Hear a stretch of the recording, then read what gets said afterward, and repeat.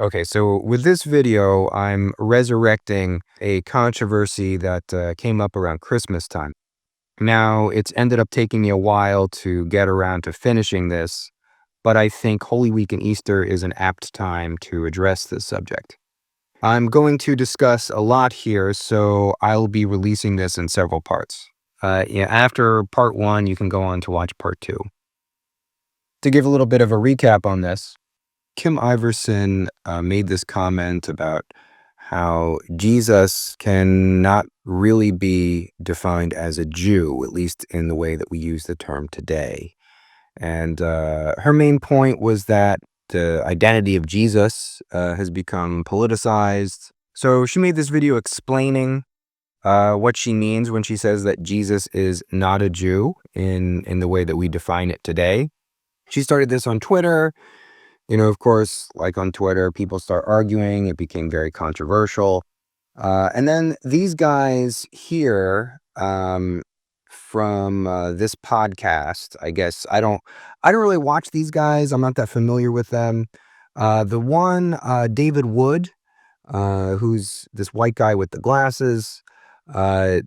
Yeah, I've seen some of his videos before. I think he used to post under Acts 17 Apologetics was his YouTube channel, and I thought some of his videos were kind of interesting. But this is the first time I'm encountering these other two guys. The one of them goes by the moniker The Apostate Prophet, and the other is Michael Jones of his channel Inspiring Philosophy. So this video just really rubbed me the wrong way when I came across it. I thought that these guys are just totally smug. They're not affording Kim Iverson any good faith at all.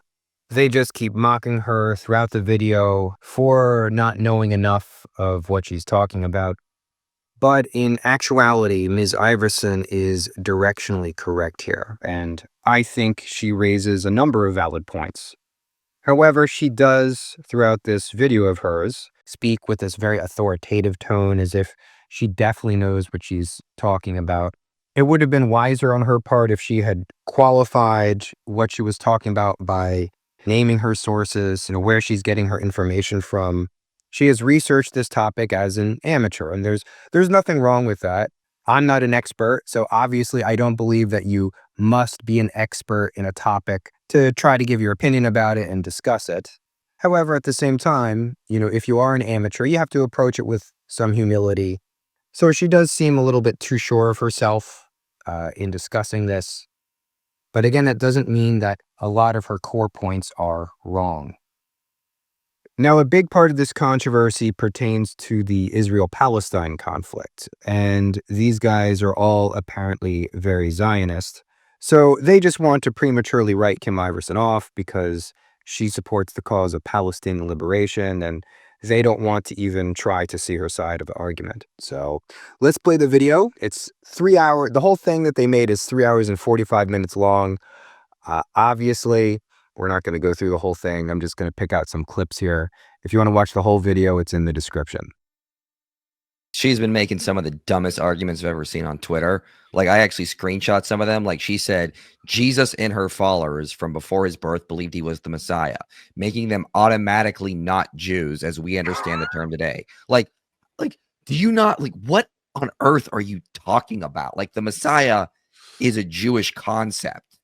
Like, are you this bad at this? Like, that does not mean at all someone's not a Jew. Like, Jews believe in the Messiah.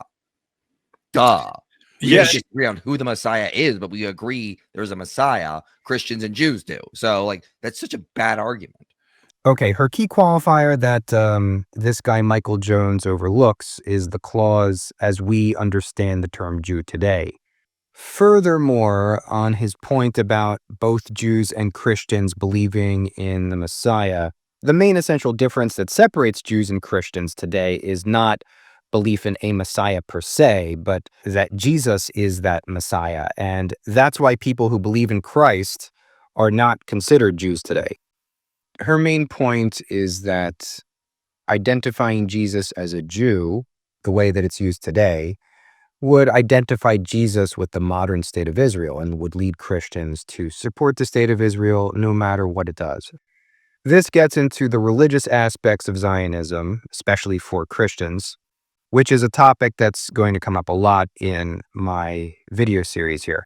Now, it's my view that Christian Zionism is complete bunk, and at this point, if you're somebody who identifies as a Christian, but you're seeing what Israel has been doing to the civilians in Gaza, especially the women and the children, the wholesale butchery that's been going on, and yet you still identify as a Zionist or somebody who supports Israel, then you're either some type of brainwashed religious fanatic who's so invested in the Christian Zionist interpretation of the Bible that you're incapable of thinking that Israel actually might be in the wrong here, or you're just willfully ignorant of what's been going on. You've decided to shut it all out, or you're even a paid shill. There's some type of backroom influence.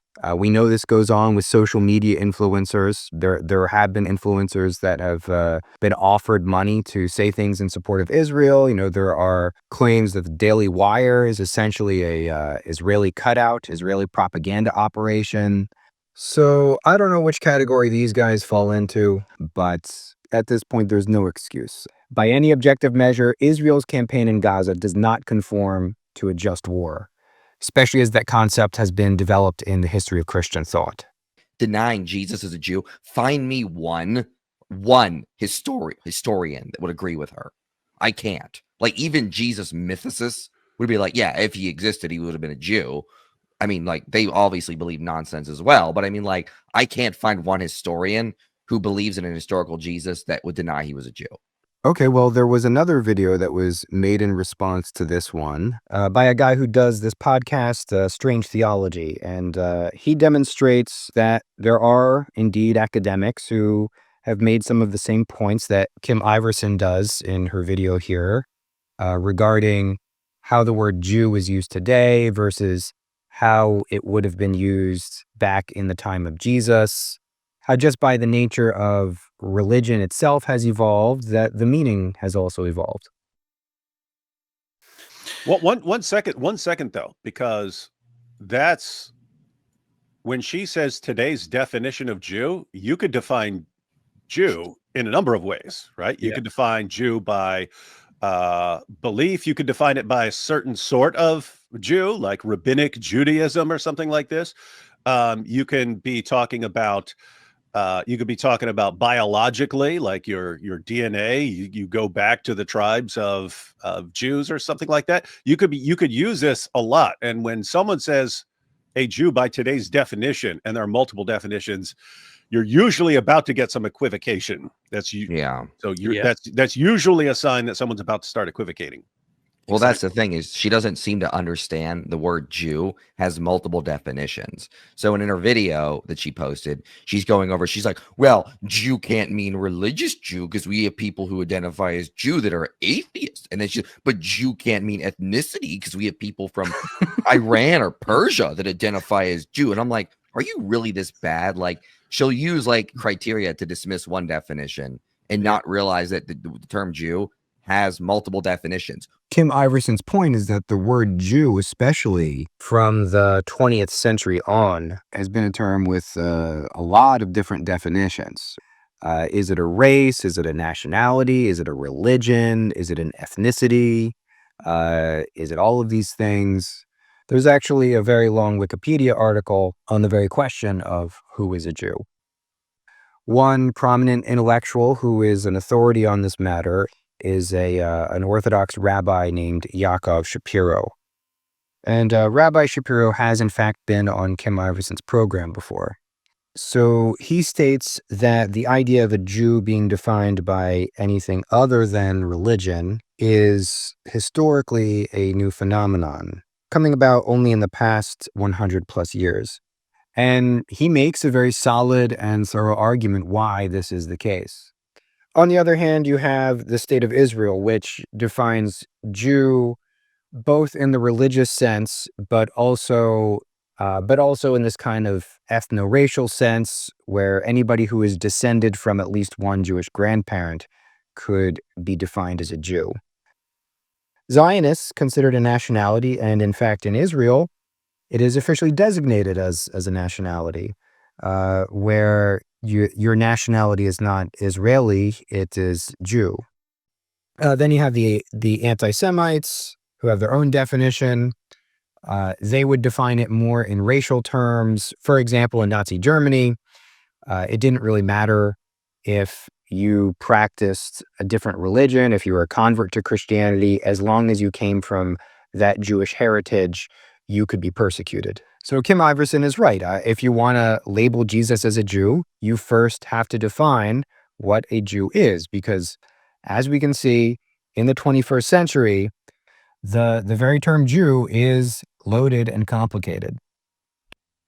That point about Jesus being from the tribe of Judah, that's also important, because one of the things they'll argue is that this ultimately comes from the tribe of Judah after the northern kingdoms were exiled and so on, and Judea became what was left. And therefore, the word Jew came ultimately from the word, basically, Judeans. Yeah. But the word Judean eventually came to mean all the tribe, everyone that was left over, even if they're from other tribes. And eventually we get the word Jew from that. Anyway, the point is, even if you wanted to narrow it down and say, okay, it ultimately means someone from the tribe of Judah before the meaning was broadened. Okay, well, Jesus is from the tribe of Judah. If you wanted to say from the land of Judea, and that's what it meant. Okay, Jesus was born in Bethlehem in the land of Judea. And so it's like, any criteria, any meaning of the word you want to come up with, Jesus fits, unless you're specifically saying a modern rabbinic version of Judaism that rejects Jesus. Jesus wouldn't fit into that, right? But now you're being extremely specific, and that's usually not what we mean by Jew. That is kind of Kim Iverson's point here, even though Mr. Wood thinks that it's hyper specific, perhaps. But again, she's referencing this term Jew because, again, it's become propagandized. The implication is that Jesus would have been a Zionist who identified with the people of the modern state of Israel. So that's why we have to very clearly define what we mean by Jew. We also have a problem here, which is that there is a famous example in Esther 2:5, which is I think one of the first instances where the word Jew shifts meaning, or is used as a general term to refer to all of Jews or Israelites. And so it appears here, and from here on it appears more frequently. And by the time of Jesus, the word has become a name for all of those who share the traditional Jewish beliefs and come from those tribes, or who convert even to them. So here is Esther 2:5. It says, "Now there was in the citadel of Susa a Jew, a Yehudi, of the tribe of Benjamin." So this is after it had started broadening to include anyone who's left over. Any Israelites who are left over at that point are just being called Jews. Yes, of the tribe of Benjamin, named Mordecai, son of Jair. So this is referring to Mordecai here of the tribe of Benjamin as a Jew, as a Yehudi, which is the very same word that we are talking about. Yehudi in Aramaic, I think, in Greek later in the New Testament, it would be Ioudaios, was the same word used in general for the Israelites. The same word, basically, just in Greek, is used in John to refer to Jesus. So the entire argument here, we cannot really prove that he was from the tribe of Judah, is completely unnecessary. Completely unnecessary. Absolutely not needed. Now, I should say that I'm only speaking on this as a non-expert. I'm just going off of my own familiarity with this topic and some research that I've done. I'll list and link some of my sources down in the description here. Now, quite a bit of this is probably going to differ, both from Kim Iverson's chronicling of the history of the word Jew and that of these podcasters commenting on Kim Iverson too. So in going through the history of the word, I want to touch on two related but still distinct things. The first is the word as it has historically been applied to people based on their tribe, their nationality, their geographical homeland. And the second is the way that the word has been and continues to be applied to people based on their religion. So according to biblical scholarship, the word Jew is derived from Judah or Yehuda in Hebrew. Now in the Bible, Judah was a great-grandson of Abraham and one of the 12 sons of Jacob. Jacob, who was given the epithet Israel, which means to struggle with God. So these 12 sons became the progenitors of the 12 tribes of Israel, and Judah became one of those tribes. And so a Yehudi, which is the Hebrew word from whence we get the English word Jew, was a member of the tribe of Judah. Now, this can get quite confusing because Abraham, Isaac, Jacob, they were not Yehudim. They were not Jews. And Judah and his descendants also were not Jews, at least insofar as that word is used to denote a religion. According to Orthodox Jewish tradition, the Jewish religion didn't begin until the time of the Exodus at Mount Sinai, when Moses delivers God's Torah to his people. And Moses, according to the biblical genealogy, did not live until 3 generations after Judah and his brothers. But even then at Mount Sinai, these people do not yet go by the name of Jew or Yehudi. That became a name that would later be applied retroactively to the people of the Torah religion. Now, in the book of Exodus, which of course tells the story of Moses, the names that are applied to these people are Hebrew and Israelite, not Jew. Hebrew is a word of unclear etymology. In the Hebrew language, it's pronounced Ivri, but it was used to identify the people of Abraham, and of course it later became the name for the language that they spoke. So as these 12 tribes of Israel form a nation and a polity, the tribe of Judah rises to political importance with the establishment of the kingdom of Israel under kings David and Solomon, who are members of the tribe of Judah. After Solomon, the kingdom splits into 2, and so the southern kingdom of Judah keeps Jerusalem as its capital. So that means that the kingdom of Judah retains this political and religious importance. Okay, so it's here at this point in history where the term Judah can start to be applied more broadly, not just as a tribal designation, but also a larger ethno-geographical and a religious one. So now anybody from any tribe could be a Yehudi if he is from the kingdom of Judah. And also because of the religious significance of the city of Jerusalem, being where the temple is and where the Ark of the Covenant is kept, Judah also gets identified with the Torah religion as well. In 586 BC, the kingdom of Judah is conquered by the Babylonians, and apparently it is during the Babylonian exile sometime between the 5th and the 4th century BC that the term Yehudi or Judean becomes kind of this colloquial name for the people who came from the kingdom of Judah and who keep the religion of the Torah.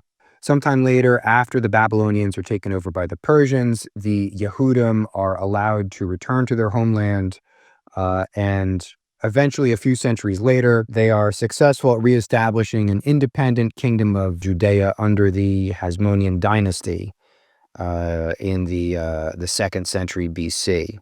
But later, Roman expansion in the region in the middle of the 1st century BC renders them a client state of Caesar Augustus. And so this takes us to the Roman province of Judea, into which Jesus Christ was born. So by Jesus' time, how was the term Yehudi, or in the Greek of the New Testament, Ioudaios, how was it applied and to whom did it apply? Now, as I've alluded to, there is a fair bit of academic debate over this very question, mostly because of the different connotations of, whatever term you want to use, Yehudi, Jew, Judean, but the way that this term has been used for a tribal group, for an ethno-geographical group, for a national group, for a religious group, and also the way that the term has continued to evolve until this very day. Some scholars believe it was largely an exonym used by Gentile nations like the Babylonians, Persians, Greeks, Romans, for people who both came from that region and also kept the Torah religion.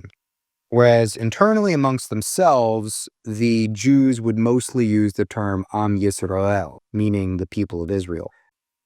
However, that wasn't always the case exactly in the ancient Greco-Roman world. Jewish writers such as Philo of Alexandria and Josephus also used the term amongst themselves as well. So it seems that the term Yehudi or Ioudaios was used more in a colloquial fashion, whereas Am Yisrael was more of an official designation because of its deep religious meaning. Some biblical scholars think that Judean is a much better translation for Ioudaios or Yehudi than the modern word Jew is. But others argue that Judean implies too much emphasis on geography and not enough on religion and ethnicity.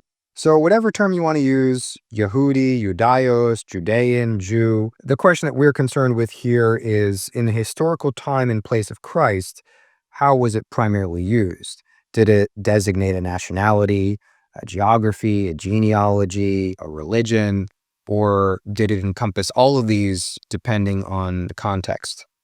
And of course, in the ancient world, these concepts like nationality, ethnicity, religion, they tended to overlap and were a lot more inchoate than they are today. So, for example, in the ancient world, your nation was very much bound to what gods you worshipped. But on the other hand, one thing that made the religion of the Torah unique among other religions in the ancient world, and it's something that Christianity would take up and really run off with, and that was this concept of joining this national community through the conversion of your religion. And this is something that we'll pick up on later too. Let's get back to the video here. Whether or not Jesus was a Jew. Now, I'm going to say Jesus was absolutely not a Jew, and I'm going to give you my reasoning for this. There's been a lot of debate around Christmas about Jesus being a Jew or Jesus being a Palestinian. There has been no debate. There has been no debate. She's the only one who's trying to make this really dumb argument. She's pretending like she's part of like some big like minority. Yeah, we've all been debating this. No, it's just you, Kim. You're the only one who's this bad. There has not been a debate. It's just you, Kim. You are making that stupid point. And despite everything, despite every source, scholarly source refuting you, you refuse to admit that you were just wrong. You apparently have such a big problem with this that you keep acting like this is a very, very big debate. The world is discussing this right now. No, it's just you. I don't know if debate is the right word for it, but there has been this kind of split with the politicization of religion in the Holy Land, that you have Palestinian Christians and advocates of Palestine who do identify Jesus as a Palestinian. The most prominent example is this pastor from the city of Bethlehem in Palestine.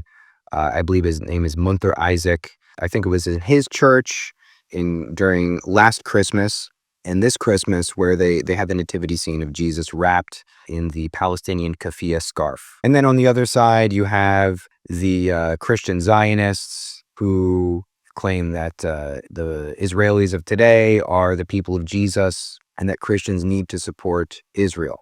So it does exist on both sides. Maybe you don't want to call it debate, but it is a thing. I don't know what these guys are talking about. There was the Pope who swaddled the baby Jesus nativity scene in a keffiyeh. This caused a lot of controversy. People were saying he wasn't a Palestinian, he was a Jew. What are you doing? People were lecturing the Pope about this. Oh, and by the way, of course, Pope Francis is the head of the Roman Catholic Church. I don't think any of these guys in this podcast are Catholics, but in Catholic theology, Zionism, Christian Zionism especially, is considered a heresy. It's most of the Christian Zionists that you're going to encounter are going to be of the Protestant evangelical type. Catholic theology, this is something we can get into more broadly, but Catholic theology teaches that Israel today is the church, and Zion is the church. So the modern state of Israel has nothing to do with the Israel of the Old Covenant. But let's have a conversation about whether or not Jesus was a Jew. This is a very funny thing she's saying. People were lecturing the Pope about this. I also made a tweet about this. I said, why in the world did these people who organized this put a kefir there? Because I would be not as weirded out by it, but I would also consider it wrong and strange if somebody had put an Israel flag there. It's not just about the kefir. Why are you bringing your? He is anti-Israel. Why are you bringing this?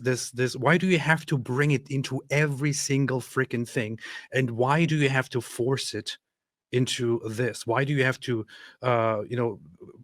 desecrate your religious ceremonies and aspects and memorials and whatever it is by bringing the kefir into it, by bringing this conflict into it? Why do you have to do this nonsense? Well, okay, maybe, you could say that the church shouldn't be taking sides. On the other hand, it is a genocide. I think Pope Francis has said something to that effect, that we are dealing with a genocide. This is a moral issue. This is something that's happening in the Holy Land. As a Christian, I would say that it is something that Christians do need to speak up on. Christians do need to call out what's actually happening. Again, the Palestinians, the majority are Muslim, but it is our brother and sister Christians that are getting slaughtered in this conflict as well.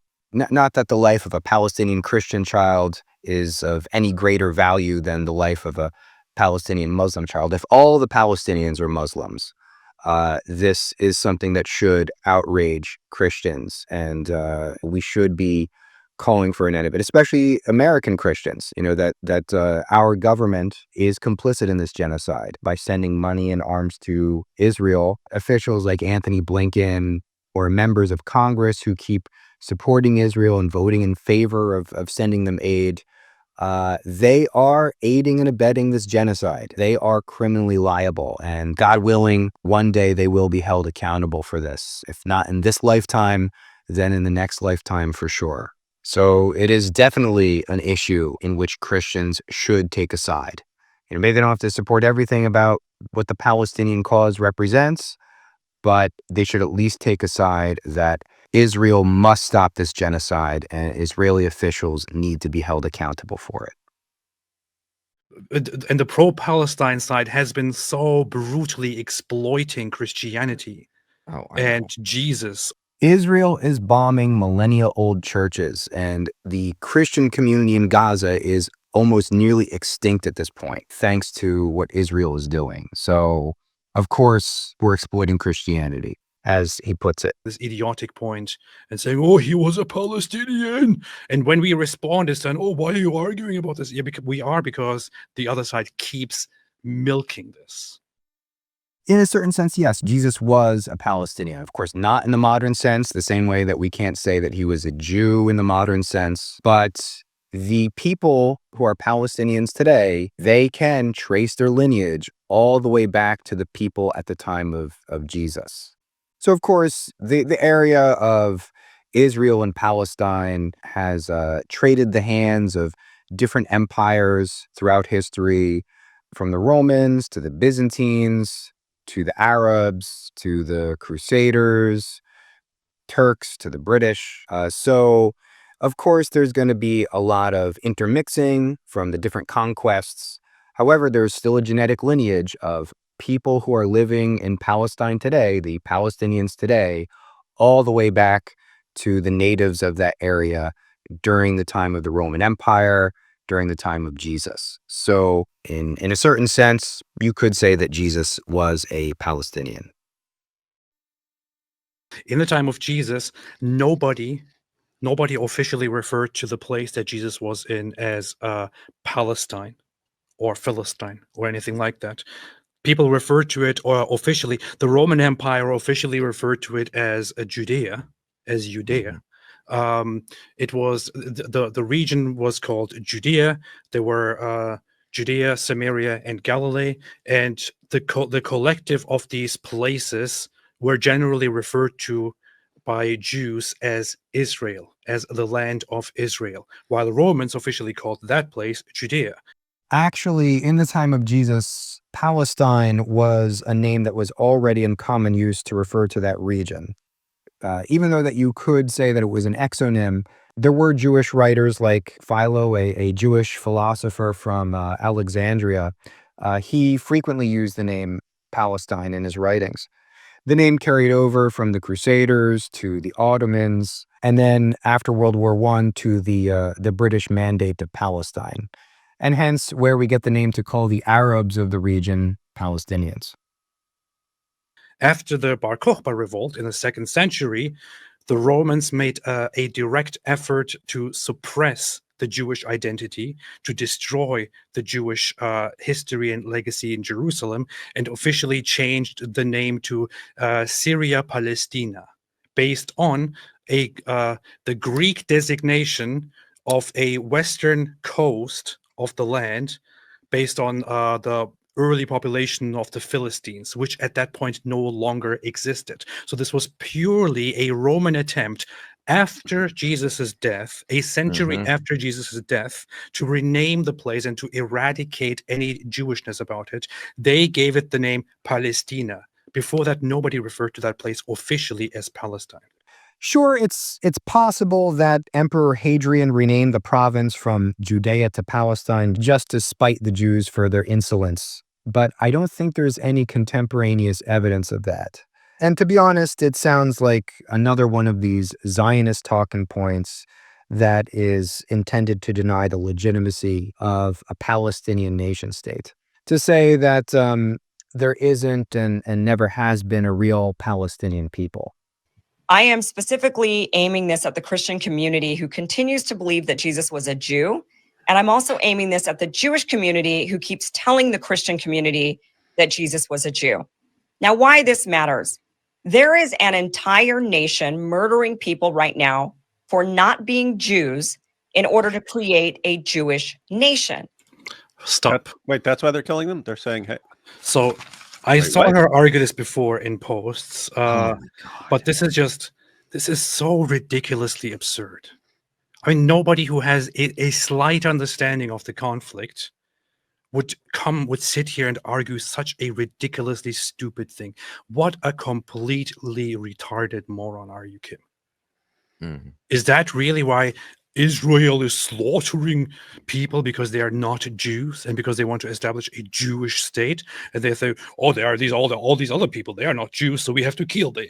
So yes, in a certain sense, the Palestinians are being killed because they are not Jews, or at least as the state of Israel defines a Jew. I don't know why that's considered a controversial claim. Much ado has been made about this chant, "From the river to the sea, Palestine shall be free." It's been branded as a call for genocide because supposedly, according to the pro-Zionist side, it implies that all the Jews living in that area will be eradicated and the whole area will be Palestinian. Although defenders will claim it implies that the Palestinians living in that land, they will have their political rights and they will achieve their right to their own sovereign state. But on the other hand, you have the Likud party and its coalition, and their goal, at least for that right wing that is in power, is nothing less than to establish a state of Israel from the Jordan River to the Mediterranean Sea and with a Jewish majority. What's going to happen to the Palestinians living there? Some of them might be absorbed into the state of Israel like there are Israeli Arabs today. However, I don't know how people like this guy who goes by the name Apostate Prophet, Ridvan Aydemir is his real name, if I'm pronouncing that correctly. I don't know how you could seriously claim that the goal, at least for the right wing that is in power, is anything other than to establish a state of Israel from the river to the sea with a Jewish majority. And I don't know any other way how they could achieve and maintain a Jewish majority other than exterminating or expelling the majority of the Palestinian Arabs that live there. So in this sense, they're killed for not being Jews. That is one of the reasons why people are saying that this is a genocide. The Christian population is a very healthy, very fast. The only Christian population in the Middle East that is actually growing in proportion to others. The only Christian community in the Middle East that is actually growing is in Israel. Israel takes care of non-Jewish people. They don't kill people for not being Jewish. This is not what's happening. A lot of Americans and others around the world think of this conflict mostly in terms of religion, as being between Jews and Muslims. There's just not much awareness of the Palestinian Christians and their plight. They also have been dealing with apartheid and occupation and ethnic cleansing, just as their Muslim compatriots have been. One rather high-profile case occurred in 2022 when IDF snipers shot and killed Al Jazeera reporter Shireen Abu Akleh, who was a Palestinian Christian and a U.S. citizen, it should be noted. A third-party forensic examination concluded that she was deliberately targeted, and her Israeli killers wouldn't even leave her alone in death. Her funeral procession carrying her casket to the Cathedral of the Annunciation in Jerusalem was attacked by Israeli riot police. And in addition to the Arab Christians, Palestine has also been the home to a community of Armenian Christians, going back to the 4th century AD. Very recently, this community, which is located mostly in the eponymous Armenian quarter of Old Jerusalem, this Armenian community has been besieged by these Israeli far-right provocateurs, who they claim are making Jerusalem less and less hospitable to them and their faith. Wait, aren't there tons of non-Jews in Israel, AP? There are 2.04 million Arab citizens living in Israel right now, which is about 21% of the country's total population. We're going to kill them all to make more room for more Jews. Israel actively contributes to the prospering and the well-being of non-Jewish citizens, non-Jewish people inside the land of Israel, that are part of Israel, that are citizens of Israel.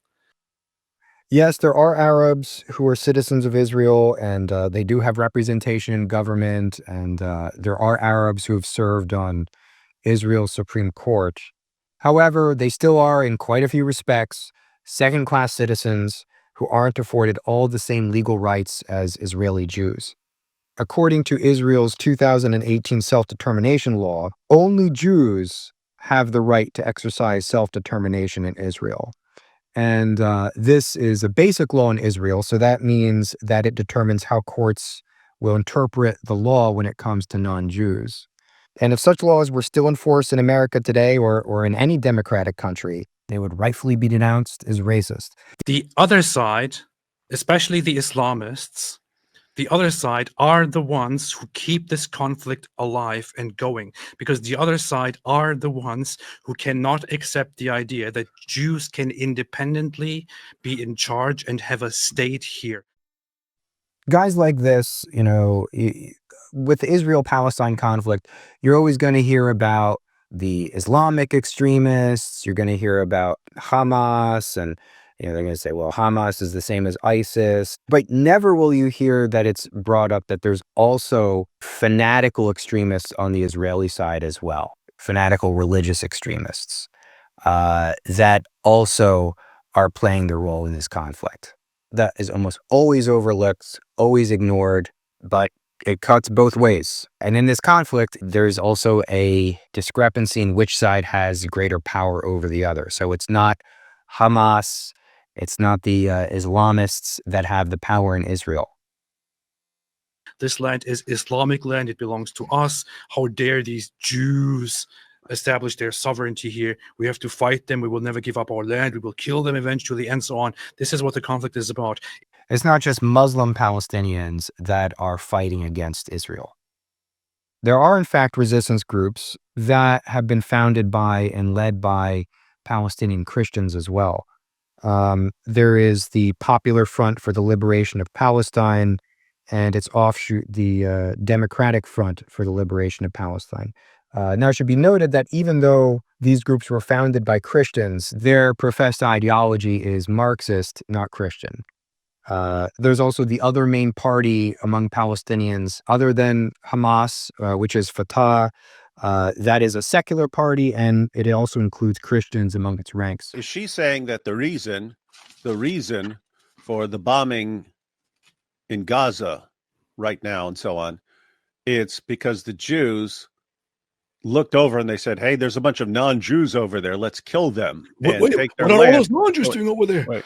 So that's the reason, and it's not because there was this huge attack and then there's took a bunch of hostages, and then Israel demands the surrender of Hamas and demands to get their hostages back, and they're going to continue with a war until those things happen. It's not because of that. It's just, hey, they saw, hey, there's some non-Jews over there. Yeah. That's weird. Or haven't you watched Daniel Kikichu? Israel staged that. They staged it. Yeah, there are a lot of valid questions about whether the Israelis had prior knowledge of the October 7th attack. It certainly seems plausible. A lot of people brought up the fact that Israel is the size of New Jersey. Why did it take so many hours for reinforcements to arrive where the October 7th attacks were taking place? And then during the fighting on October 7th, according to Max Blumenthal at the Gray Zone and others, the Israelis implemented the Hannibal Directive, which states that in order to prevent Israeli military personnel or civilians to be taken hostage, you can actually not only kill the hostage takers, but to kill the hostages as well, to prevent them from being taken over into Gaza. We don't know how many of the fatalities that occurred on October 7th were the result of the Hannibal Directive, but it looks like that it's not an insignificant number. Now, I'm not denying that Hamas committed its own share of atrocities, but there are a lot of lies about what really happened on October 7th. The most infamous of which is the claim of the 40 beheaded babies. This was just straight up atrocity propaganda. Like the hoax in the run-up to the first Gulf War in 1991, that Iraqi soldiers were throwing premature babies out of incubators.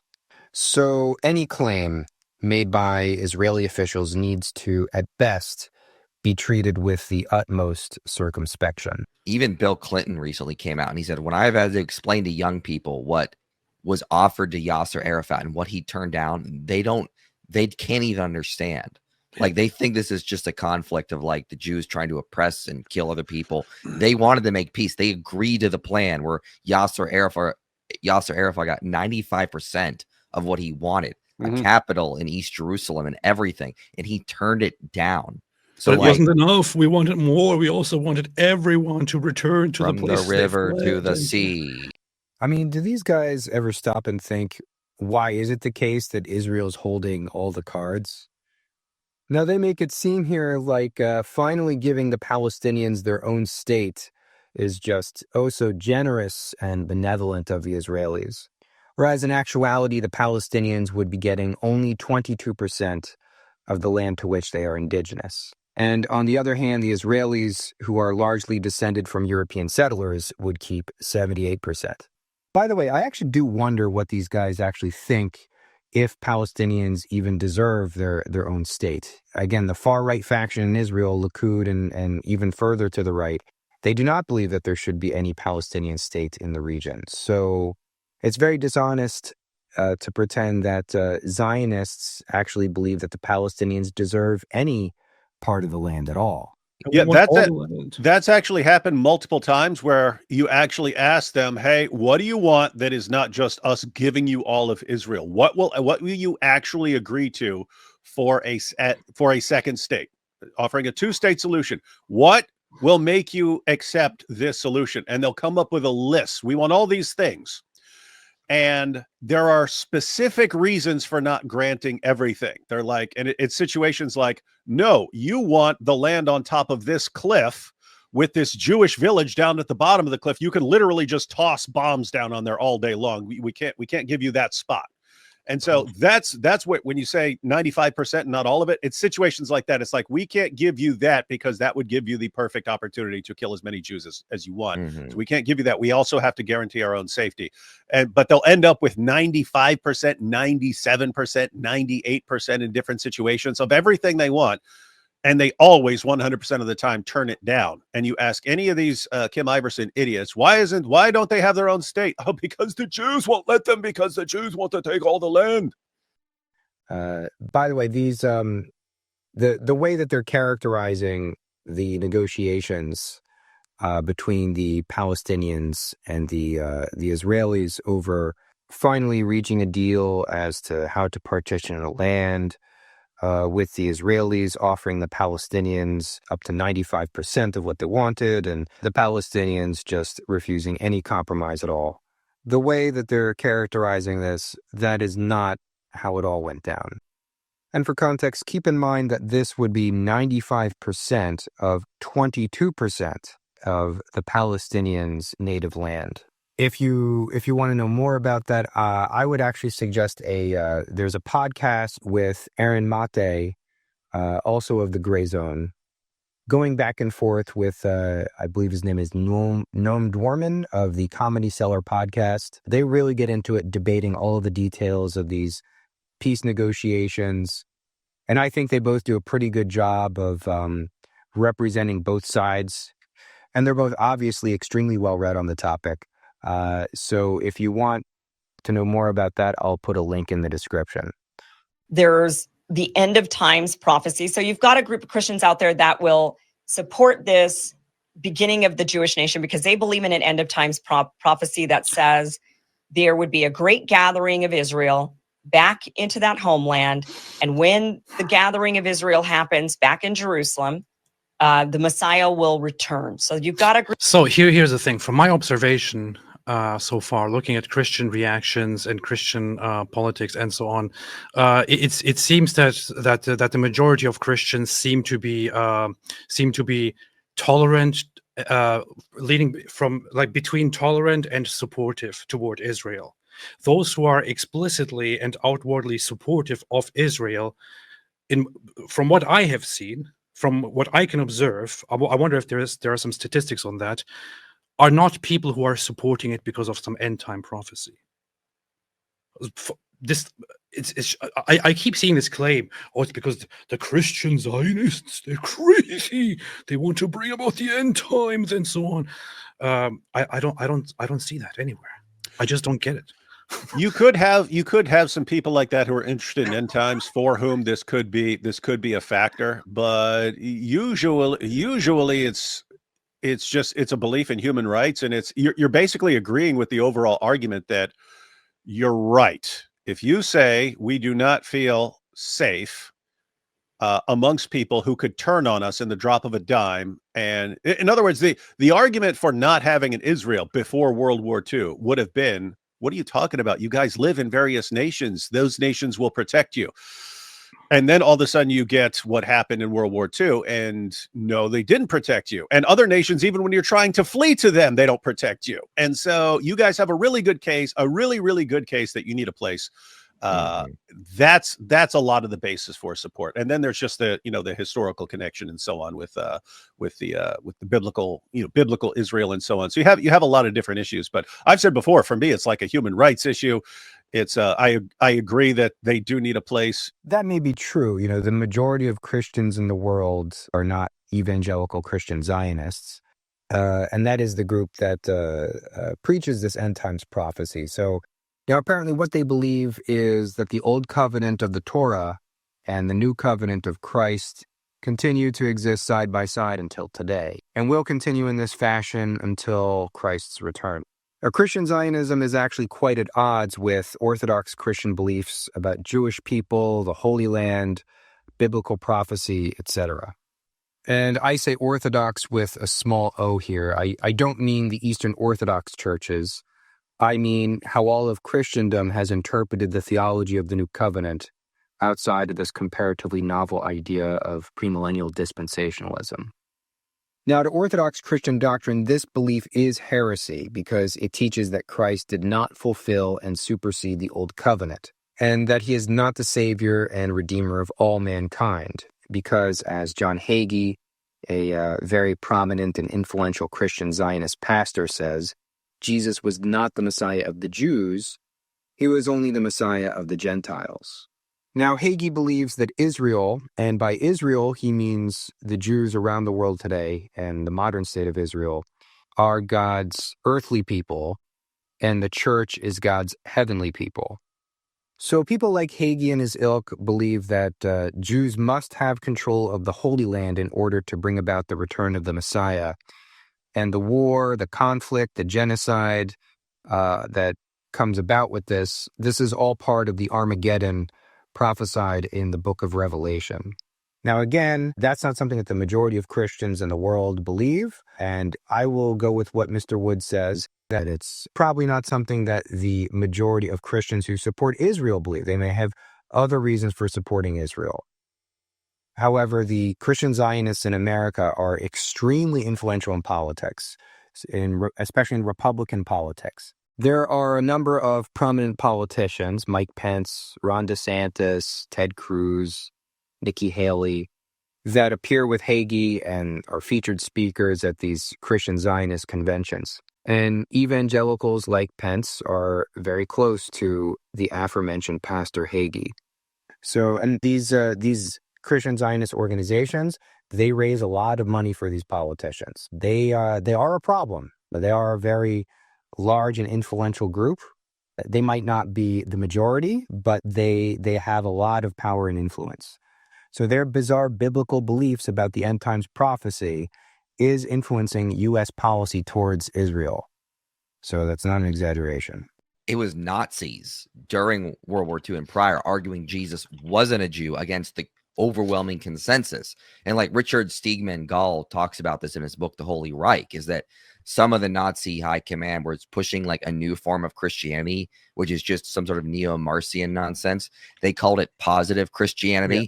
Yep. And that part of that ideology was there was no atonement. They reject the Old Testament. Jesus was a martyr for the white Aryan cause, and he wasn't a Jew.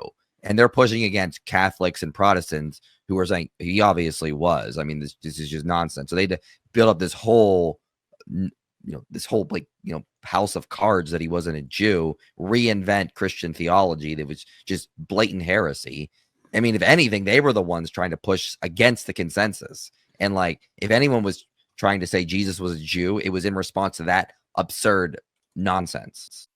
Yeah, so here it seems like what they're trying to do is to conflate Kim Iverson's argument here with the Nazis. That's something new. That's a common tactic of Zionists, that if you are criticizing or if you're against Israel because of this or that reason, then therefore you must be an anti-Semite. Now, I will say, however, that when taking on the question of whether or not Jesus is a Jew, it does get a little bit dicey because there is indeed a tradition among anti-Semitic literature that fixates on Jesus' racial identity. The most infamous example is probably Walter Grundmann, a German biblical scholar who lent his services to the Third Reich and was a Nazi party member. He tried to argue that Jesus was a Galilean who were a separate race from the Judeans, but were forced to convert to the Judaic religion. But Kim Iverson is no anti-Semite. I'm not a regular viewer of her show, but I follow her on Twitter and watch from time to time. Now, on the one hand, as I've said, she still could have done a better job in her approach to this topic. But on the other hand, it is, of course, a valid pursuit to interrogate thoroughly this matter of what is meant when it's claimed that Jesus is a Jew. Now, I will say more on these labels and smears of anti-Semitism at the conclusion of this series of videos. Yep. So Nazis made a very, very big attempt at suppressing Christianity as it was and changing it, centralizing it, and creating their own new form of Christianity while detaching any Jewish aspect from Christianity and making it basically just a complete overhaul of the entire moral system of Christianity in line with whatever Hitler wanted, because the Führer is always right. That was the policy there. But until then, I mean, lots of very, very well-known scholars throughout Christian history have repeatedly maintained that Jesus was a Jew. Against us, how could you do this to us? And I think that is a really understandable reaction, is to say, why would you kill us? Your God was one of us. But that has evolved, except and never I think saw the that at main all. reason why Jews today would say Jesus was a Jew and try to convince Christians of this is to gain support for the creation of Israel and the horrors that it takes to make it happen. So again, Also never happened. AP, that's actually what happened.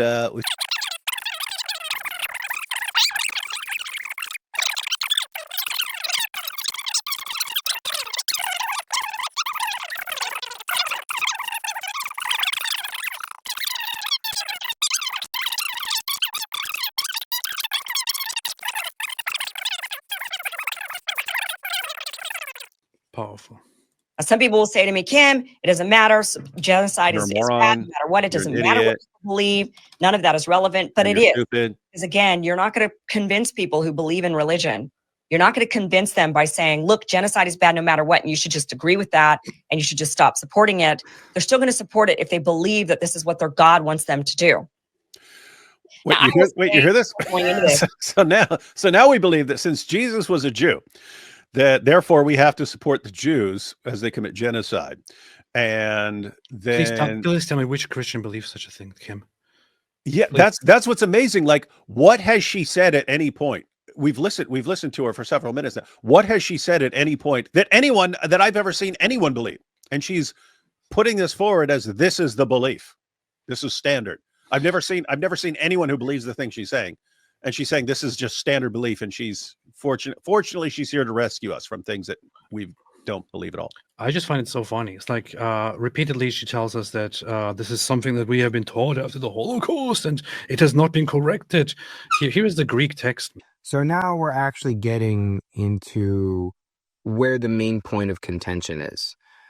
How was the word Jew used during Jesus's time versus how it is used today? And as I've already gone through, there were and still are a lot of different meanings of what has become the English word Jew today. And even in the Bible, it can mean several different things. Here's the Greek text, okay, we talked about it earlier, John 4:9. Here's the Greek text. You see this word here, Kim, and everyone else, gropers. You see this word? You see where it says Jew? Jew is just the English word, the English version, the English way of using a term that went from Yehudi or Yehiah or Ioudaios or Juden and so on into English as Jew. And it just comes from this here. This is the original Greek, Ioudaios. She refers to Jesus as a Ioudaios. He does not object to it. In fact, just a few verses later, right here at around 22, you will have Jesus himself saying to her that we worship. So you worship what you know not. We worship what we know, for salvation is of the Jews. So he's referring to himself and his community as Jews. As for this passage in John chapter 4, again, the Greek, as they point out, is Ioudaios. There are actually a lot of fascinating things going on in this passage, especially with the way that Judean or Ioudaios is being used here. What this passage in John doesn't mean is that Jesus would be a Jew in the sense of what it has come to mean today. And I will come back to this passage in John a little later. Defining what is a Jew is, I think, it's extremely important to the people who are being massacred right now. There's a big group of people saying, we're the Jews, you're not Jews. We're able to kick you off this land. This is our land. God promised it to us, right? So Nobody says that, Kim. Nobody says that. And even if she was right, this is just an appeal to emotion. She's very fallacious. She doesn't understand how logic works. Like, none of this, the current conflict has nothing to do with a basic understanding of how many definitions the word Jew has. I don't understand why they're denying this. The whole reason why the Zionists ultimately decided on Palestine in the late 1800s, when there's a lot of talk about the Jews of Europe finding a homeland for themselves somewhere in the world, one place that almost became a Jewish state is in Uganda. But the reason why that was abandoned and they ultimately decided on migrating to Palestine was because that is the ancestral homeland of the Jews, the biblical homeland. And of course, if you're going to immigrate to that land en masse, there are already native people living there, the Arabs, and what are you going to do with them?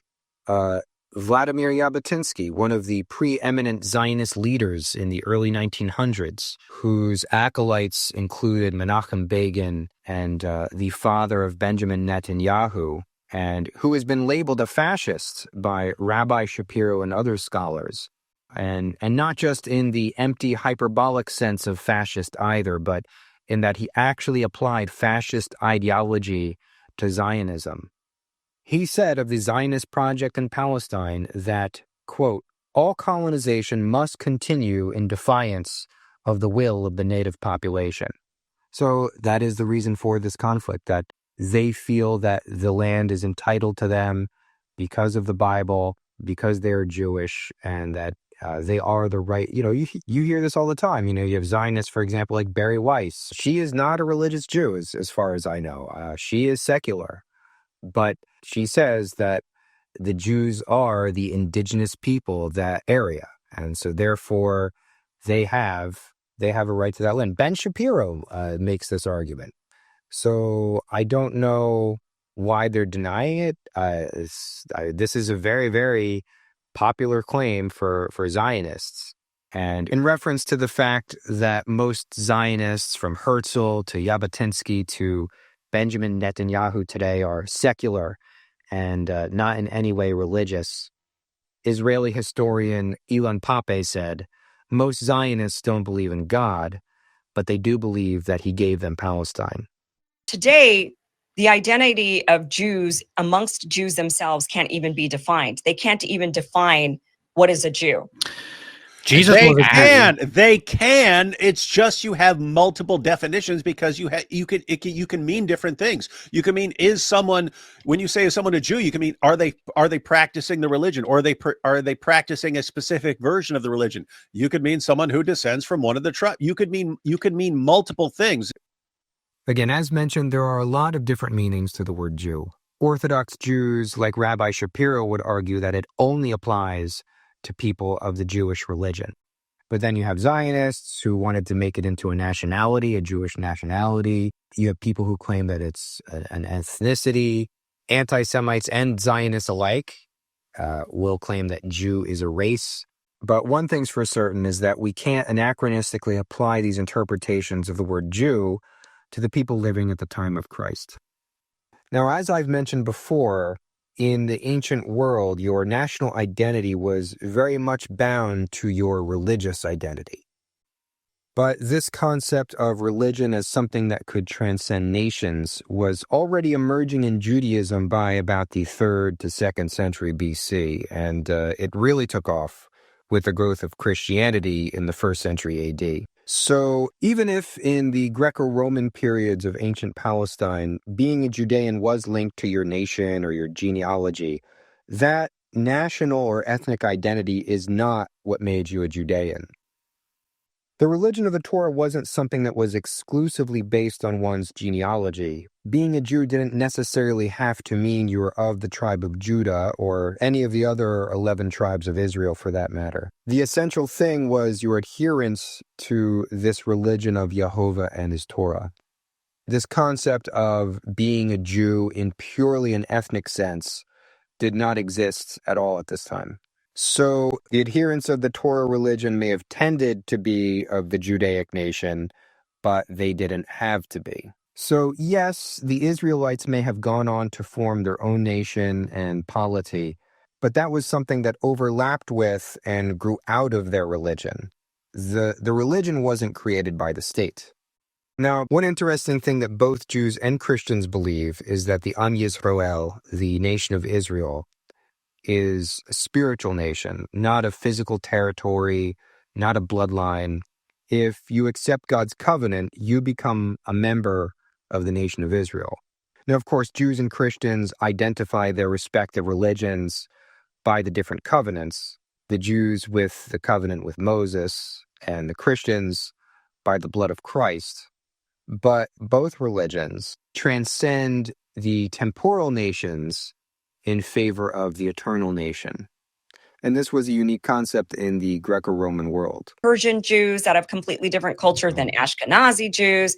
In New York, we have a totally different culture than Ethiopian Jews, right? So they're not even culturally the same. Really? In the culture, the only thing that they would have that is culturally the same would be the religious aspects, which then goes back to, well, then is it a religion? And if it is a religion, then how can all of these non-religious people? It is not just a religion; it is a traditional aspect. It is an ethnic aspect, which, as a word, encompasses a lot of different things, including tradition, religious beliefs, language, and so on. The Jewish communities, independently from each other, preserved aspects of the Hebrew language, no matter where they were.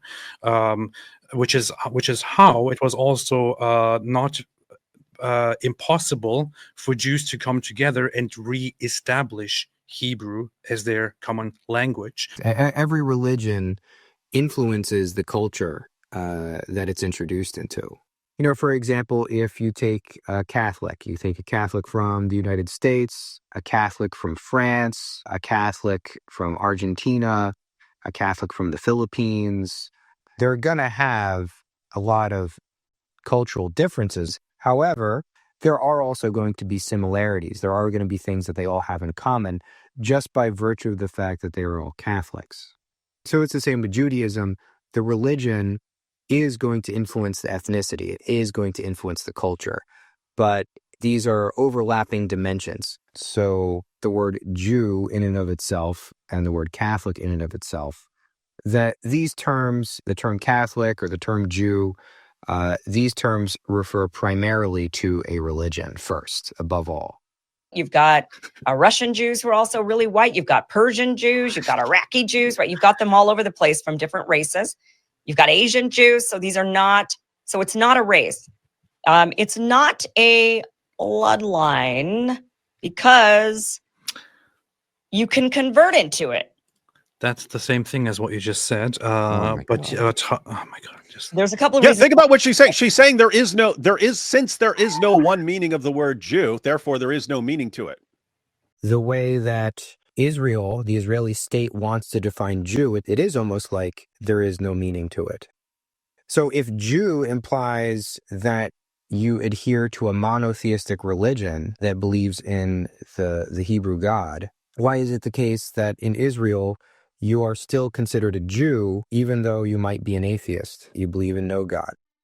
So because Zionism defines Jew more in these racial terms, as long as you have, I think that according to Israeli law, as long as you have a Jewish grandparent of either sex, you are qualified for the law of return. You know, it doesn't matter where in the world that you're born. You can be born in America, born in Europe, born in Russia, born in Iran, wherever. As long as you have what they considered this Jewish ancestry, then you can move to Israel and become a citizen there.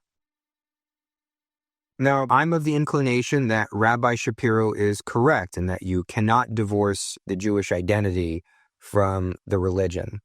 I personally find it difficult to accept that someone who is an atheist, a secularist, an agnostic can still at the same time be a Jew. Now, because of what I've already said about the way that religion shapes culture and ethnicity, it is fair to say that an atheist can be of a Jewish background, that he may have ancestors who were Jews. Ethnically, he may be an Ashkenazi, a Sephardi, a Yemenite, and his nationality may be American, could be Russian, even Israeli. But he himself cannot be a Jew because the term Jew at its core denotes a religious identity. And an atheist has no religious beliefs. This would be like calling Richard Dawkins a Christian. Yes, he may identify as a cultural Christian because he's English, and English culture for more than 1,500 years has been influenced and shaped by Christianity. And again, we see how tricky it can be to separate religion and culture and ethnicity because there is so much overlap. But still, at the end of the day, if Richard Dawkins does not believe in the core tenets of Christianity, then he wouldn't, in my view, and I would say the view of most reasonable people, meet the definition of a Christian. Now, yes, you can argue that it is a ethnic or national identity because the term Jew, as in the religion, as it still exists today, comes from Judean, which was a political, an ethno-geographical, and a national identity, or was at least based on one. And Judean, in turn, comes from Judah, which is based on a tribal identity. But there's a lot of holes and contradictions in this line of thinking. Now, traditionally in Jewish religious teaching, being born to a Jewish mother isn't a bloodline or racial thing, it's a theological thing. According to them, it's a way to identify someone whose disembodied soul was at Mount Sinai thousands of years ago. On the other hand, traditionally the identification with tribe was patrilineal and was based on bloodline. Judea as a national and political entity no longer exists. So how would you know for sure that that's where your ancestors came from? DNA evidence alone can't tell you exactly what ancient nationality or state that your ancestors belong to. Anyone with Levantine DNA could probably claim to be Jewish. Furthermore, there were also Gentiles who also were subjects of the ancient kingdom of Judea and who didn't worship Jehovah or keep the Torah. Could those descendants of those Gentiles be considered Jews today just because of their genealogical relationship to people in Judea? But because Zionism defines Jew along more of these racial terms, the Israeli definition of Jew does have a lot of contradictions. An example of this is the famous case of Brother Daniel, born Shmuel Oswald Rufeisen. He was a Polish Jew and Holocaust survivor who became a Catholic monk with the baptismal name of Daniel. In 1959, he sought to immigrate to Israel, but the Supreme Court decided that he wasn't eligible for immigration under the law of return because he had become a Christian. So the definition of Jew, according to the Israeli state, is full of all these contradictions. So you can convert into the Israeli Jewish nationality by converting to the Jewish religion.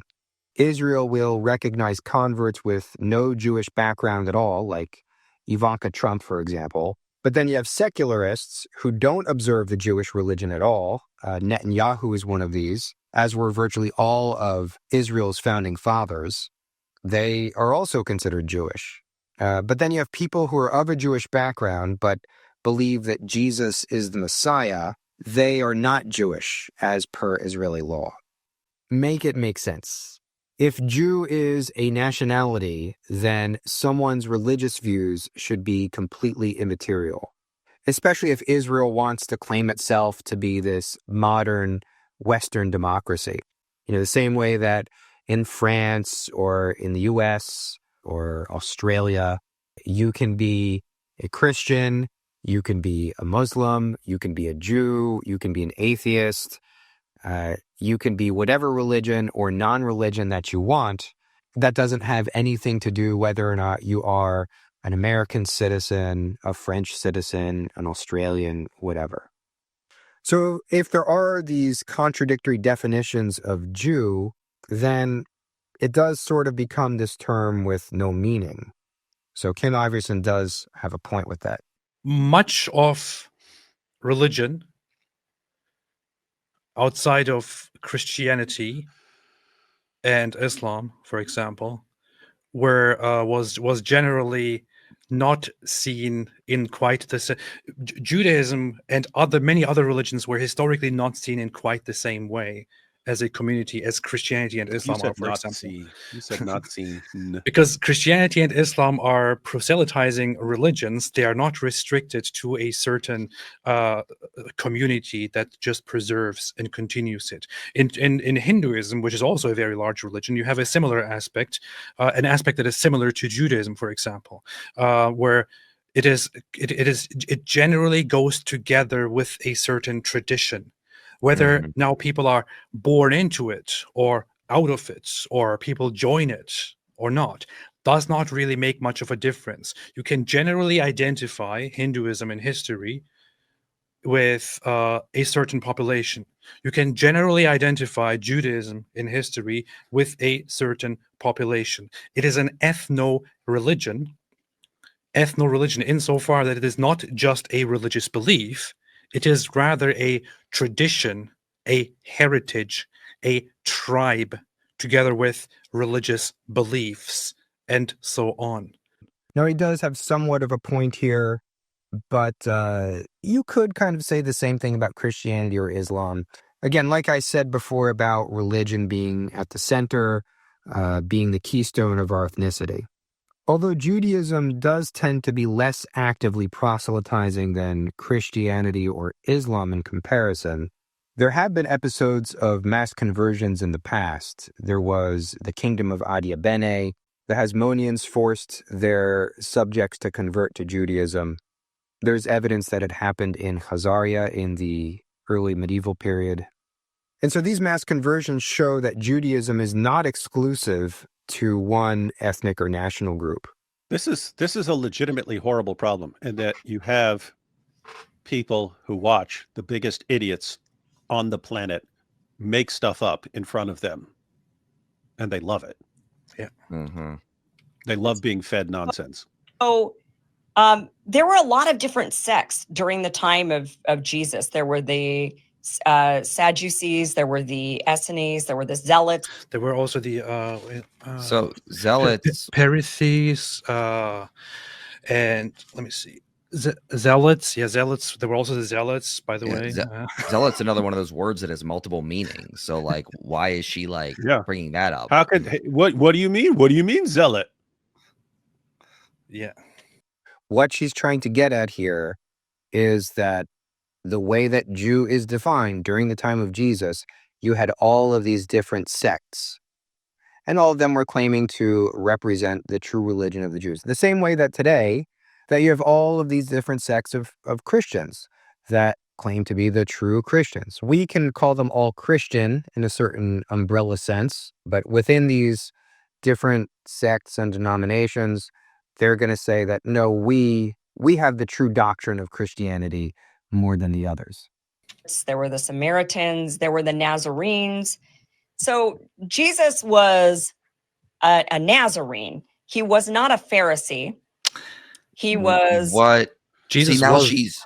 she's confusing categories here. Like, you could be a Pharisee from Nazareth. Yeah. You could be a Pharisee was a religious sect. Nazareth, a Nazarene was someone from Nazareth. You could be both. She doesn't understand. The Nazarene term appears in the Gospels at some point, but it's not a self-designation to point out that, oh yeah, we are Nazarenes. We are a different sect now. We are Nazarenes.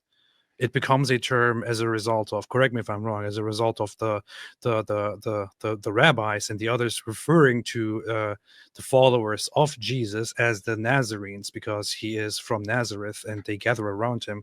So they start referring to them as a group just as the Nazarenes. This became among early Jews the word for Christians in general, the Notzrim. But this is not a self-designation of a sect or anything like that. I don't think she's arguing that it is a self-designation. She's just employing that term to differentiate between these different sects. So you had the Nazarene sect, which were the early Christians, and then the Pharisaic sect, which would eventually go on to become the Judaism that we know today. So this guy, Michael Jones, he's trying to say that, well, she doesn't know what she's talking about because the Pharisees were a religious sect and Nazarenes were people from Nazareth. She's not using it in that sense to talk about somebody who's from Nazareth. She's using the term Nazarene as it had been used by Jews to refer to the early Christians. And it was used in that way. So it's the same point these guys have made, that the same word can be used for different meanings in different contexts. So Nazarene could have been used for somebody from Nazareth, but later it became a term to refer to early Christians. What she just said would be like saying, oh, he can't be a Democrat because he's a New Yorker. Yeah. Like what are you talking about? New York refers to a specific place, and Democrat refers to like a political ideology. It's like you could be both, or you could be neither, or you could be one but not the other. but you can't say, oh, you can't call him a Democrat because he's a New Yorker or something like that. You sound like an idiot. You can't. He's a Nazarene, so he's from Nazareth. Therefore, he's not the. Yeah, Jesus wasn't part of Yehudism. He was part of Nazarism. That's where he's from, guys. Kim Iverson is a complete idiot. I mean, like bottom of the barrel. Again, I don't know how many more examples we can show here of them not wanting to engage this in good faith. A lot of what they're doing here is just nitpicking, pointing out the small details, the small errors that she gets wrong, without really arguing against the substance of the points that she's trying to make. But today's modern Jews, and when we say Jews, what we actually mean are rabbinic, rabbi, how do you say it? It's rabbinic Judaism. These. What is whoa, where does she, who's the we here when she says what we mean? Who in the blue hell are you talking about here? If you want to say that's what you mean, fine. Don't say that's what we mean now. I'm kind of stuck more on the fact that you speak for no one, you giant clown. I'm stuck more on the fact that she's trying to figure out how to say rabbinic here. Yeah, but she's right.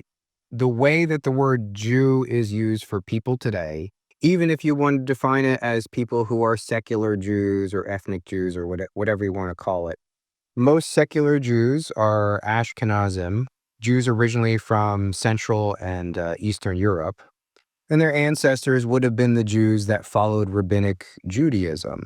That's where the term, the way that it's used today, comes from. The people in Israel who are Jews, pretty much anybody to whom we apply that term Jew today is somebody who either belongs to that cultural and religious tradition of rabbinic Judaism, or whose ancestors belong to that culture and tradition of rabbinic Judaism. So the word Jew, it is kind of anachronistic because you are using a contemporary word which carries all of its modern connotations for an ancient word that didn't carry all of that same meaning. She just said we call the Pharisees now Jews. So now we're finally getting to what her actual position is. It's the only people that we should reserve the term Jew for the modern descendants of the Pharisees. And that's the only people we can apply the term to. Now, I should note that I'm not very well read in all of these different factions and offshoots and what they believed. But so to further explain this historical context, in Palestine in the 1st century AD, you had these different sects, the Pharisees, Sadducees, the Zealots, and then with the ministry, death, and resurrection of Jesus, you had the Nazarenes, who, as already noted, became the Christians. The Pharisees are one of the two main factions, along with the Sadducees, that are depicted in the Gospels as being in confrontation with Jesus and his apostles. And there were Pharisees that persecuted and even killed Christians. Saul of Tarsus, who later became the Apostle Paul, he was a Pharisee, and he was actually out there hunting down Christians to be stoned to death for blasphemy, such as in the martyrdom of St. Stephen. Sometime in the aftermath of Rome's sack of Jerusalem and the destruction of the temple in 70 AD, the Pharisaic sect develops into Rabbinic Judaism, which has become the dominant sect of the Torah religion today. So today when we say Jesus was a Jew, what people are trying to tell you is that Jesus was a Pharisee, but he wasn't a Pharisee because they're equating. Oh, Lord. No one is saying that. Like, no one is trying to do that. I think I understand her logic here, that to most people, when you say the phrase Jesus was a Jew, people are going to associate the word Jew with Rabbinic Judaism, which again is descended from the Pharisaic Judaism. Most people, especially in America, are not going to make that distinction of what kind of Jew Jesus was. So I think a good argument as to why it's anachronistic to refer to Jesus as a Jew is that we can see from these core differences in the theology between Jews and Christians today that In the same way that Jesus and his teachings conflicted with those of the Pharisees, they also conflict with the main heirs to the Pharisees, the rabbinic Jews of today. So it is very false indeed to imply that Jesus is a Jew, especially when rabbinic Judaism is the reference for most people when they hear that statement that Jesus was a Jew. Because the implication there is that Jesus is a Pharisee when he most certainly was not. Think about how stupid this is. It's in the first century, you had Pharisees. Okay, they're Jews. You had the Sadducees. They're Jews. You had a bunch of different groups that were all Jews. What she's saying is that now when you also have a bunch of different groups who are all Jews, she's saying, but now the word Jew can only apply to the descendants of the Pharisees. That's what she's saying. And that's so Kim, who made you Lord of language that you get to decide? This is so stupid. I mean, this is like extreme narcissist level stuff. Like, I get to go in and I get to tell everyone how they can use words and that they're wrong if they do not agree with the random thing that I'm making up at any given point. But isn't that the way that it's used today? Again, if what has become the modern rabbinic Judaism is descended from Pharisaic Judaism, then the people that we call Jews today are, in a sense, the Pharisees. So I don't understand what the problem is with that logic. Because in John 4:22, you read the very same word here. Here, Jesus refers to himself as a Jew. No, actually, he doesn't refer directly to himself as a Jew or Judean here. So at this point, I actually want to take a look at this passage because I think there are a lot of fascinating things going on here, especially with the way that Judean or Ioudaios in Greek is being used. The first verses where the term is mentioned seem to be in a national and religious context. The woman Jesus meets is a Samaritan, and that means that she was distinct ethnically and religiously from the Judeans, even though they were descendants of the Israelites. A major difference being that they had a different holy site at Mount Gerizim, not at Jerusalem. Here in verse 9, it is the Samaritan woman who identifies Jesus as a Judean, and she references this difference of religious sites, which differentiates the Samaritans and the Judeans. In this passage, the Samaritan woman also identifies Jesus as Judean because that's the direction that he came from. In this chapter, Jesus was passing through from Jerusalem to Galilee, and he was traveling through Samaria to get there. Because of their differences in religion, the Samaritans were considered unclean by the Judeans, and that's why the woman seems surprised when Jesus asks her for a drink. So it seems that this passage is communicating the fact that Jesus does not quite identify with being a Judean. The evidence for this is that he's breaking this Judean taboo about consorting with an unclean Samaritan woman. And then when she questions him why he is breaking the taboo, he says that if she knew who it is that is asking her for a drink, as in indicating that he is revealing himself as Messiah to her, and he is not the mere Judean traveler that she thought he was. So while he doesn't quite dispute being identified as a Judean, he does say something to supersede that identification. It's something showing that he is not the typical Judean that the Samaritan woman mistook him for. In verse 20, where she brings up this difference of holy sites between Samaritans and Judeans, Jesus responds by setting aside this division of identity between the two peoples. So when she brings that up, she reveals to him this misconception about worship. He corrects her in verse 22 when he says that it is not about where you worship, that the main division is not about the location of the holy sites, but that it is salvation. It is the Messiah that is of the Jews. And this line, salvation is of the Jews, this seems to be a reference to a couple of things. It calls back to Genesis chapter 49, verse 10, where it says that the scepter shall not depart from Judah until Shiloh, the Messiah has come, meaning that the Messiah will be of the tribe of Judah. It could also be a reference to the Davidic line, the prophecy that the Messiah would be descended from David. So that seems to be what is meant here by salvation is of the Jews. It's a lot more than just Jesus recognizing that he is a Jew or Judean and she is a Samaritan. It means that through the Messiah, through him and his spirit, that true believers worship. That, again, there's less of an emphasis on this location of holy sites because Christ has become the temple. He has superseded the temple. Verse 24 here says that God is a spirit, and they that worship him must worship him in spirit and in truth. So again, it's this idea that worshiping righteously, worshiping in a way that pleases God, it's de-emphasizing this idea that worshiping God is limited to this specific geographical location.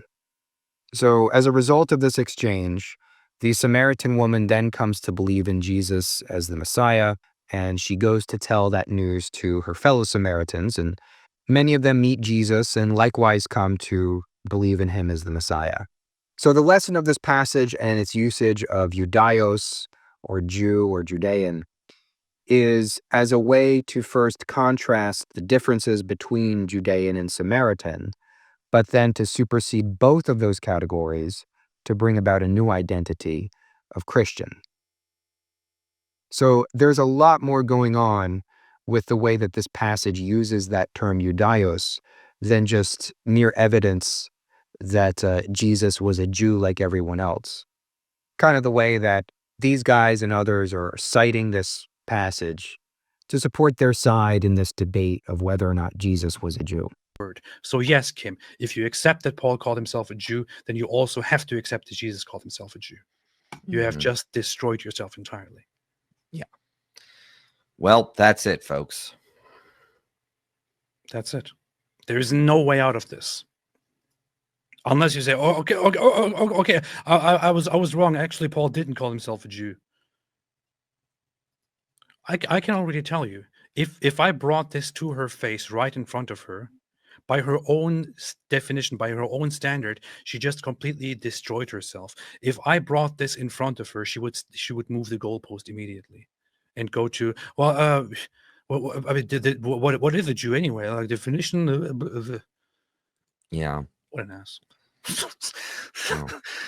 Oh. Oh. Anyway, do you think it's worth even watching any more of her? No, this is so dumb. I can't believe we even have to respond to this and people are convinced by her, but they are. That's what's sad. They're not going to watch any more of this video, but I'm going to look at a couple of more clips from her video because I think there are some further points that need to be made for the sake of this discussion. If you're a Christian, you can't believe that Jesus was a Jew by birth based on those genealogies when you believe that Jesus came from a virgin birth, that Joseph was his adopted father, not his actual biological father. So legally, Jesus would have been a Jude from Judah, from the tribe of Judah. He would have legally been through his adopted father. Of course, most people at the time did not know he came from a virgin birth. So they would have assumed that Joseph was his real father, and he legally would have had the right to the throne, being the king in the prophecy. And this is what Christians are hung up on is they say, well, Jesus had to have been from the line of King David because that's the prophecy was the Messiah would come from the line of King David. Yeah, she is right. As I've already said, that the Jewish religion goes by the matrilineal line. You have to have a Jewish mother to be born into the Jewish religion. But in biblical times, tribal affiliation was patrilineal. According to biblical scholars, it could be bestowed onto an adopted son. So for all intents and purposes, according to the genealogy in the Gospels, because of Joseph being Jesus' adopted father, that made Jesus legally of the house of David. So in this sense, Jesus was a Jew, as in somebody from the tribe of Judah. The early Christians believed they were following true Judaism. They believed they were the real Jews. mean, that is what they believed. So if you're going to use it if you're going to this is where words get tricky, right? If you're going to translate, well, Jesus was a Jew because all of those Christians were Jews, fine, we can go down that road. But then Jews today aren't Jews, they're Pharisees. You would have to just say they're all Jews. Everybody's a Jew. Christians are Jews. Jews today are Jews because that's the Pharisees and these are the Nazarenes and they're all Jews. Okay, fine, then we can widen the term. And I think that's actually probably more accurate. She's making kind of a similar point that I did earlier, pointing out all of these confusing contradictions in the way that we define Jew today. I will go along with Jesus as a Jew if you're going to start saying Christians are Jews and we're going to change the definition of the word. Actually, what she's saying to call everyone, whether they follow rabbinic Judaism or Christianity or any religion that comes from God's covenant with man, you could refer to that person as a Jew. So Christianity did begin as an offshoot of the Judaic religion. And she's right. The early Christians, they still consider themselves to be Jews. They consider themselves to be the followers of the true religion of the Torah. Actually, this is what Christians believe, that by the establishment of the new covenant with Christ, we Christians are the children of Israel. Israel has become the church.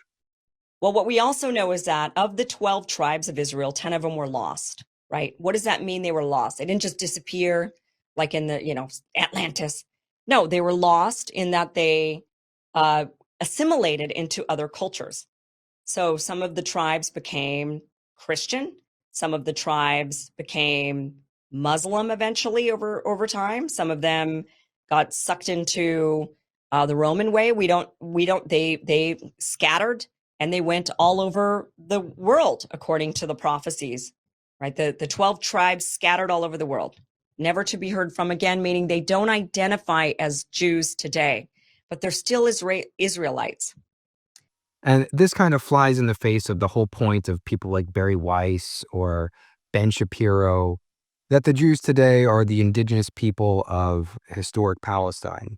Well, if that's the case, then as Kim Iverson is pointing out, there's a decent chance that anyone who has ancestral roots that go back to the Middle East or the Levant or the Mediterranean is descended from one of those tribes of the ancient Israelites. So why doesn't that mean that anyone who is descended from an ancient Israelite should have a claim to live in the modern state of Israel today? Look, language flows. So I'm not against, I'm not saying that the modern Jews today are not Jews. That is the term that they use to identify. So that's fair and fine and completely fine. But it's just, we have to then go by the definition of what you mean by that when we're starting to say other things. And Jesus just wasn't a modern day Jew. He wasn't a Pharisee. He was a Nazarene. That's just, which are now Christians. They're identified as Christians. Yeah, I agree with her. It's despite all of the very complicated definitions and usages of the word Jew throughout history, and if we use it to refer to this very specific set of people, that's fine. But as I kind of alluded to prior to this, just by having this very discussion about defining Jew, or anytime someone has this discussion of critically looking at the state of Israel and the behavior of Jewish people, or at least people who label themselves as Jewish, then the typical response is to accuse that person of anti-Semitism.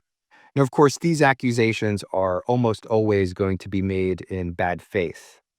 I mean, according to people like Ben Shapiro and his colleague at the Daily Wire, Jeremy Boring, if you say that it is morally evil to intentionally kill Palestinian babies, you are an anti-Semite.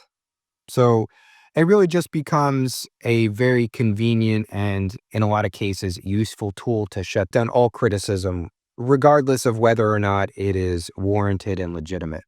Nevertheless, I recognize that there is such a thing as actual anti-Semitism. Saying that, of course, doesn't have to give credence to these bad faith accusations. But I just want to state on the record that I have no feelings of hatred or ill will towards Jewish people or anyone else simply because of their religion or their ethnic heritage or whatever else. I don't even harbor ill feelings towards Zionist Jews or even Zionist Christians for that matter. I think that their beliefs in the best cases are misguided and in the worst cases racist and evil, but they have a right to those beliefs and should have the freedom to voice those beliefs. And I certainly don't want to see anyone suffer harassment or unjust discrimination or persecution or anything like that just because of those factors. That is why I support liberation for the Palestinians, because they have been suffering under apartheid and ethnic cleansing and occupation and all of these abuses. Now, of course, this is not to say that people who have committed crimes in the name of Zionism shouldn't have to face consequences for those crimes, like Netanyahu or Israeli Defense Minister Yoav Gallant, and even Americans who are propaganda agents for the State of Israel but have failed to register under the Foreign Agents Registration Act. Now, in the aftermath of October 7th, there is a growing realization among average Americans that Israel is a criminal state that indeed exerts a lot of power and influence over U.S. policy, and the so-called deep state of Israel is embedded with the deep state of the United States.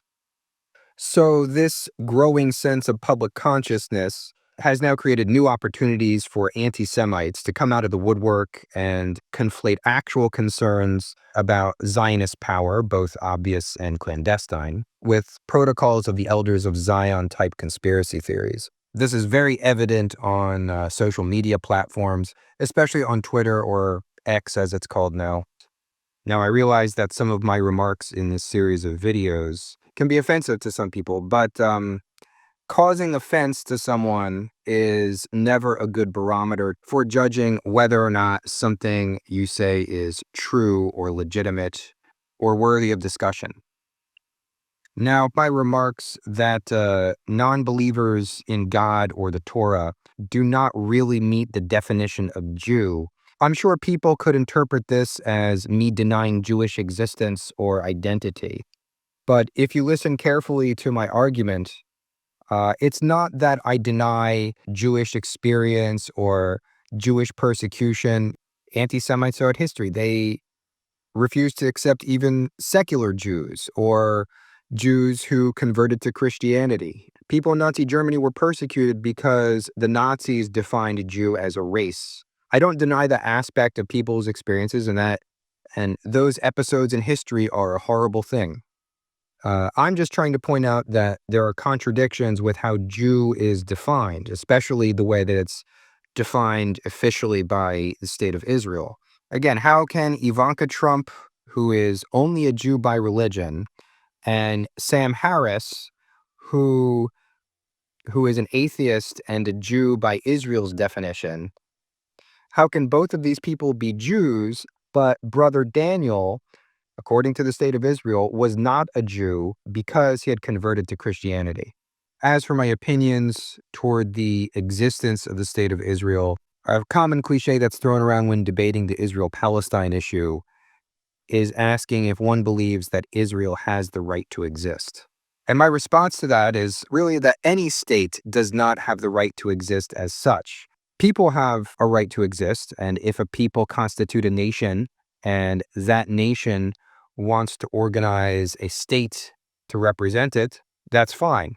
In a lot of cases, the nation continues, but the states will change. Look at Austria, for example. The Austrian people continue to exist, but the Austro-Hungarian Empire and the Holy Roman Empire before it are long gone. And also, for a state to have the quote-unquote right to exist comes obligations and responsibilities. Obligations toward the people that you have sovereignty over, to treat them with certain human and civil rights. There are obligations towards the international community to coexist peacefully with your neighbors. So in the case of Israel, whether or not the State of Israel as such has a right to exist is one question, but the Israeli state does not have a right to exist as an apartheid state, the same way that South Africa did not have a right to exist as an apartheid state. And to treat a group of people over which it has sovereignty as at best second-class citizens with limited rights, and at worst as an occupied people with no rights. Ultimately, what happens between Israel and Palestine, whether there is a mutually agreeable two-state solution or a single state in which Israelis and Palestinians create a new political entity where everyone is treated equally and has the same legal rights, something similar to post-apartheid South Africa. That's not for me to say. I would say at this point that Jewish people have a right to live as citizens of Israel, even those that are descended from European settlers, but they also have obligations to live in peace with their Arab neighbors and afford them legal and human rights that they deserve. I realize it sounds like a pipe dream when one looks at what's happening not only in Gaza, but also in the West Bank. But Israel cannot continue to perpetrate these abominable crimes indefinitely. Its international reputation is already irreparably damaged. IDF members, it's already risky for them to travel abroad for fear of getting arrested for war crimes. Right now, things are at a fever pitch with Israel and its relationship to the Middle East and the rest of the world. There is an Israeli American by the name of Miko Peled. He is the son of a famous Israeli general, but he's also an ardent anti-Zionist and anti-apartheid activist. He believes that the only solution can be a single democratic state along the lines of the model of post-apartheid South Africa. And he believes because of this dire crisis that there is more potential for change now than probably ever before. And it is a change that can happen more rapidly than people might expect. I mean, I think it's fair and fine to believe in your beliefs, so as long as your beliefs don't hurt other people. But unfortunately, there is a belief system right now that is very much harming a lot of people. And I think that is where a lot of us draw a line on beliefs and say, like you can't believe in certain ideologies if those ideologies are going to harm people. And that is why this is an important topic to take on, because there is this ideological underpinning to the statement that Jesus is a Jew, especially if it's being used by Zionists to get Christians around the world to support Israel, because Israel brands itself as the state of the Jews, and to get Christians around the world to identify with what is, frankly, their racial supremacist ideology.